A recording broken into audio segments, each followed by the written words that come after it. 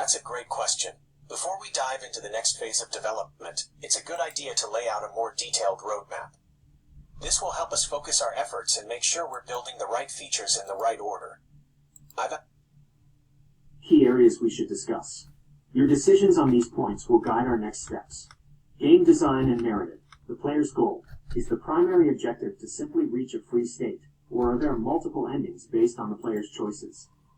Difficulty. How do we want to handle the game's difficulty?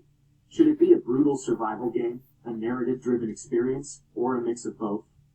Core loop. What does a typical day or turn look like for the player? Is it a cycle of travel, resource management, and encounters? Web3 integration and tokenomics, NFTs. Which items should be NFTs? We've mentioned characters, items, and maps. We should decide which of these are the most critical to a proof of concept. DAO functionality. What will the community DAO be able to do at a basic level? Perhaps they can vote on new locations, approve new items, or sponsor new stories. Blockchain choice. We need to choose a blockchain for the game. I would suggest a Layer 2 solution like Polygon or a similar chain due to their low transaction fees, which is crucial for a game where players might be performing frequent actions. User experience, UX, and interface, art style. The current UI is a placeholder. What kind of visual style are you imagining? E.g., pixel art, hand-drawn, a more realistic style. Map system. How do you want the map to be represented visually? A simple text-based list of nodes, a detailed 2D map, or something more abstract? Player feedback. How will we communicate success or failure to the player? E.g., a simple log message, a visual effect, or an audio cue. Technical approach. Framework. The current UI is in vanilla HTML, CSS, JS. As we add more complex features, it might be beneficial to switch to a framework like React to manage the game's state more effectively. This would also make integrating with Web3 libraries much smoother. 11 Labs Agent. It's a great idea to use the 11 Labs Agent. We should decide how frequently John's internal thoughts will be used, only at key moments, or as a more constant companion. By discussing these points, we can create a more detailed plan and ensure we're building a game that aligns with your vision. What's on your mind? What feels like the most important thing to tackle first?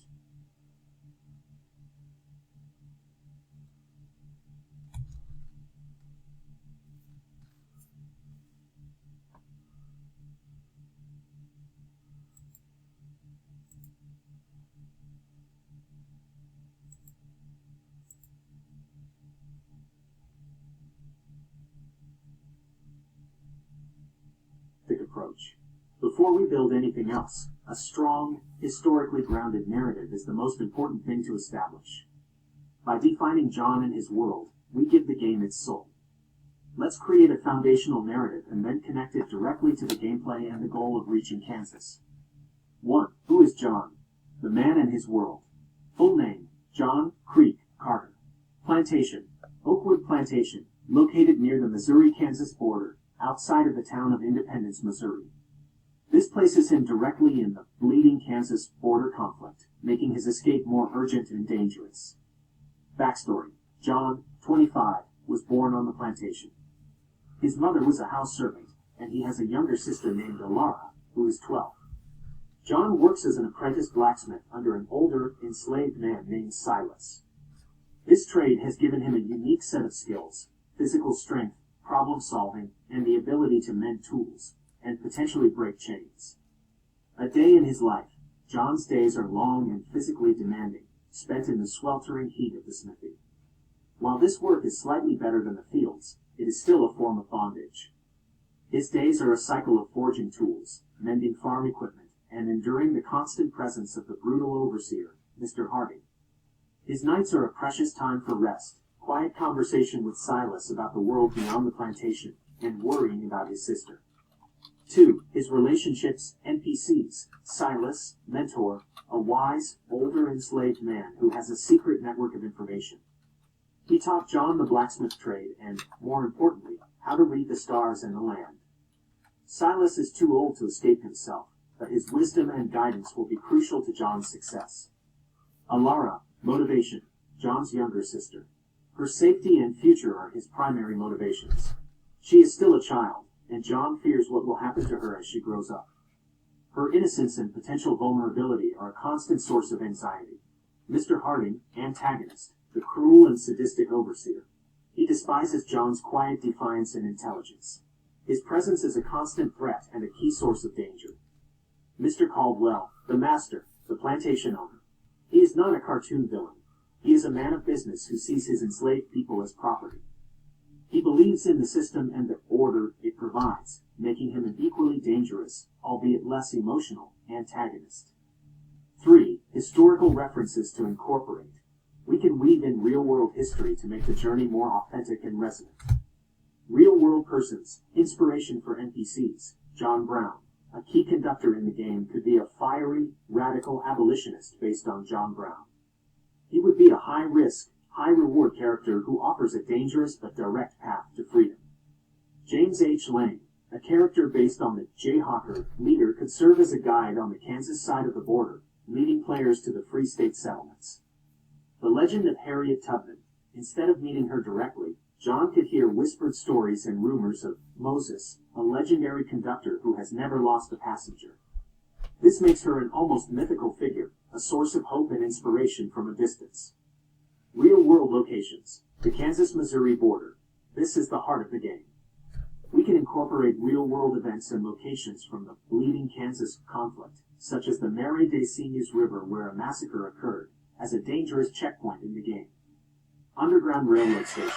We can use historical records of real underground railroad stations and the brave families who ran them in northeast Kansas as destinations. This gives the player's journey a sense of purpose and historical authenticity. Free State towns. The final destination could be a historically significant Kansas town like Lawrence or Topeka, providing a tangible endpoint. 4. Tying it all to the game. This narrative sets up the core gameplay loop. Initial challenge. John's first level will involve gathering resources and information while enduring the daily oppression of plantation life.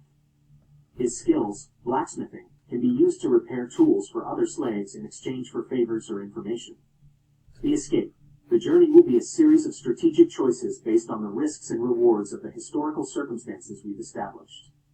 Geo-proof and achievements. This is a fantastic Web3 application. As John reaches historically significant locations, the player's wallet could receive a geotag NFT achievement. For example, geotag_NFT_001 crossed the Missouri River near Independence, Missouri. Geotag_NFT_002 reached a safe house in Lawrence, Kansas. These NFTs would serve as proof of the player's journey, making their in-game accomplishments permanent and verifiable. This framework gives us a clear protagonist, a tangible goal, a rich world, and a direct line to the Web3 elements. What do you think of this direction? Does this feel like a strong narrative to build from?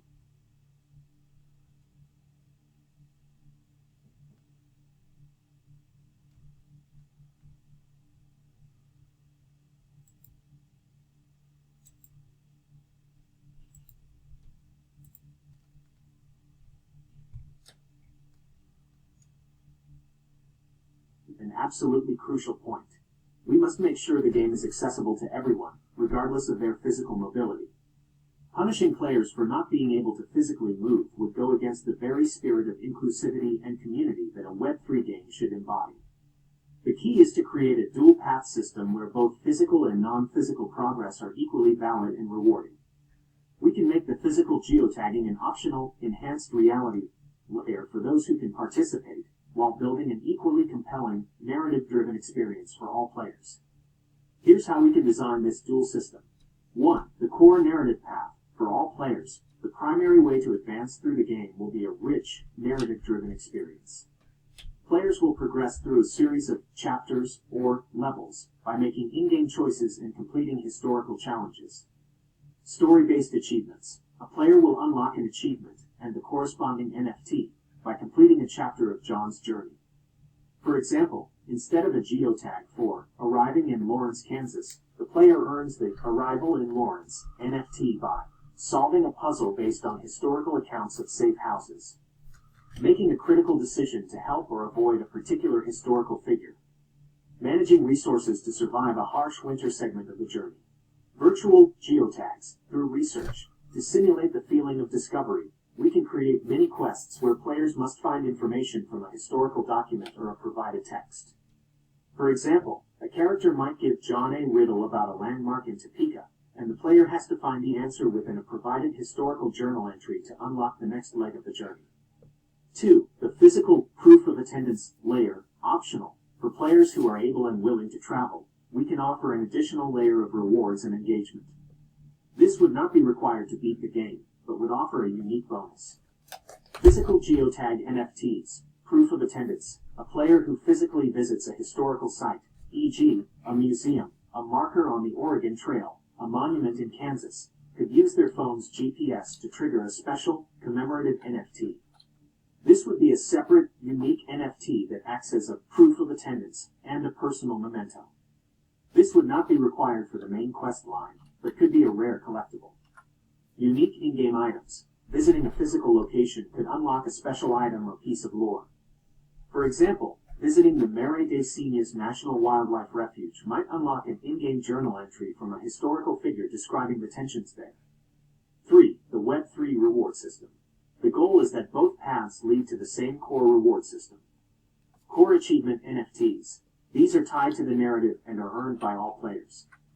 For example, the Crossing the Missouri River NFT would be awarded whether a player completes the virtual quest to cross it or physically attends a crossing point.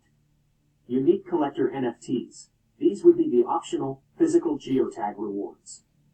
They would be a different series of NFTs, like a special collector's edition, for those who participate in the physical journey. This approach ensures that the game's core progression and rewards are available to everyone. The geotagging becomes a special, optional activity for those who can engage with it, without making it a prerequisite for anyone. How does this sound to you? Does this structure feel more inclusive and fair?